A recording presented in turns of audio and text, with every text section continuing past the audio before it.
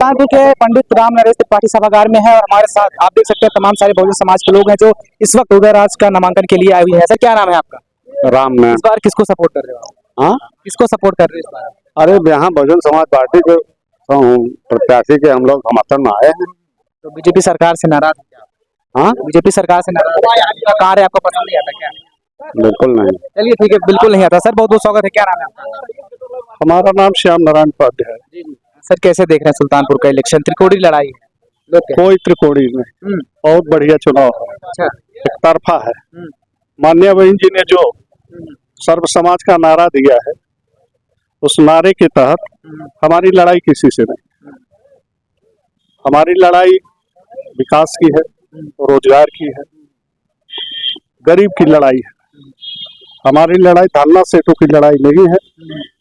और आने वाले सामने ये जो चुनाव है, इसमें माननीय बहन जी इस देश के प्रधानमंत्री होने जा रहे हैं। लोग कहते हैं कि मायावती जी अब दिखती ही नहीं, पहले दिखती थी, कहीं उनकी रैलियां नहीं होती, वो जैसे विलुप्त जैसी हो जा रही हैं, क्या कहेंगे? ऐसा किसी को दिखाई नहीं दे रहा है। हमारी मुखिया जब लोग चिल्ला रहे थे तो वो काम कर रही थी संगठन का, और अब जब दिखना शुरू कर दी है तो विरोधी के पेट में दर्द होने लगा है। विरोधी आप किसे बताना चाहते हैं? विरोधी हमारा कोई नहीं है, हमारा विरोधी कोई नहीं है। हम केवल गरीब की बात करते हैं और सर्व समाज की बात करते हैं, भाईचारे की बात करते हैं। यही सारे जो है जैसा कि आपने कहा, भाईचारे की बात करते हैं, गरीबी की बात करते हैं, रोजगार की बात करते हैं, यही सारी जो बातें हैं बीजेपी सरकार भी तो कर रही है। बीजेपी के कथनी और करनी में अंतर है।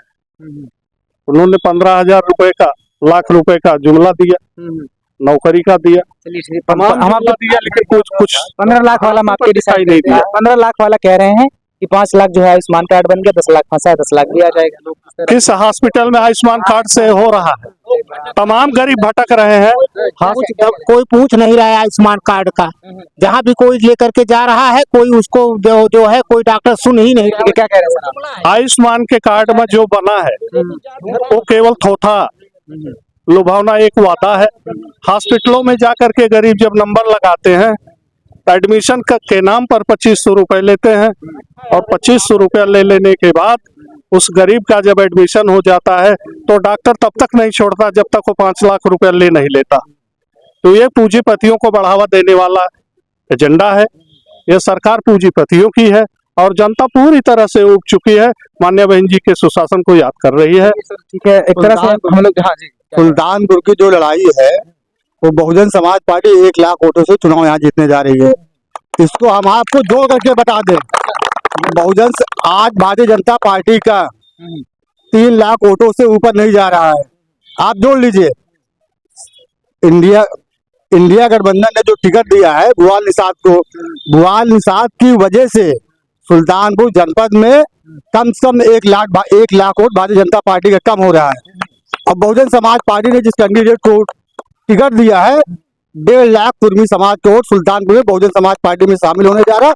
2.5 लाख दलित समाज बहुजन समाज पार्टी। आपका क्या नाम? राजीव गौतम, पूर्व मंडल प्रभारी अयोध्या बीएसपी। एक तरह से जो है जो वर्मा समाज है, उनको कहा जाता है कि वो बीजेपी के पक्ष के सपोर्टर हैं। इस बार ऐसा हो रहा है कि सारे जो है बीजेपी को नकार रहे हैं और बीएसपी को वोट कर रहे हैं। क्या लग रहा है, क्या ये होगा, सही होगा? अब की बार जो 2024 का जो लोकसभा का चुनाव होने जा रहा है, बहुजन समाज पार्टी ने पिछड़ी जात को टिकट दे करके पिछड़ी जात के लोगों को सम्मान बढ़ाने का काम किया है। उसके बाद भी बहुजन समाज पार्टी में 1.5 लाख वोट कुर्मी समाज शामिल हो रहा है और मुस्लिम समाज यहाँ बैठा हुआ है। जो भी कैंडिडेट भारतीय जनता पार्टी को हराएगा, मुस्लिम समाज में 1 लाख बहुजन समाज पार्टी को वोट देने जा रहा है।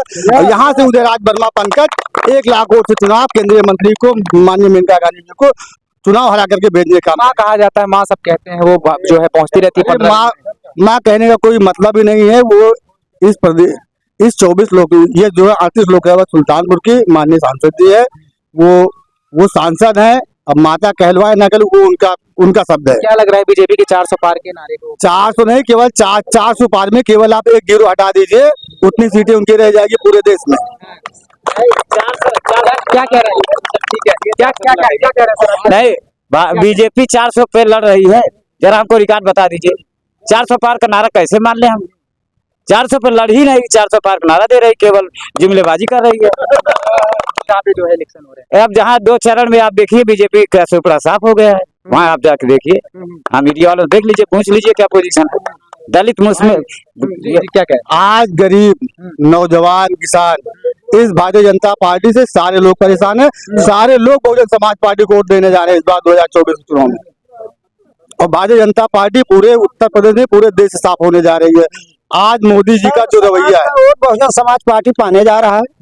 पहली बात तो ये जान लीजिए, बीजेपी पार्टी जो है ये जातिवाद और धर्मवाद पैदा करके इलेक्शन लड़ती है। बहुजन समाज पार्टी जो इलेक्शन लड़ रही है, सर्व समाज को जोड़ करके हमेशा इलेक्शन लड़ी है। आज सर्वजन समाज जो है बहुजन समाज पार्टी के साथ मुस्तैदी से खड़ा हुआ है। और ये मान के चलिए, हर वर्ग का वोट जो है बहुजन समाज पार्टी के हमारे प्रत्याशी उदयराज वर्मा जी को भारी मतों से विजयी बनाने जा रहा है। और इसको मान लीजिए, कब बार ये लोकसभा, ये सुल्तानपुर की सीट जो है बहुजन समाज पार्टी के खाते में जा रही है। इसके पहले भी बहुजन समाज पार्टी यहाँ अपना तिरंगा झंडा फहराई है, नई बात नहीं है। क्या कह रहे हैं? शपथ कभी यहाँ नहीं सपा यहाँ कभी नहीं जीती, कभी नहीं जीते, बहुत पीछे रहती है। कभी नहीं जीती है, हमेशा तीसरे पे तीसरे पे रहेगी। सपा किस तीसरे तीसरे पे जाएगी, तीसरे पे।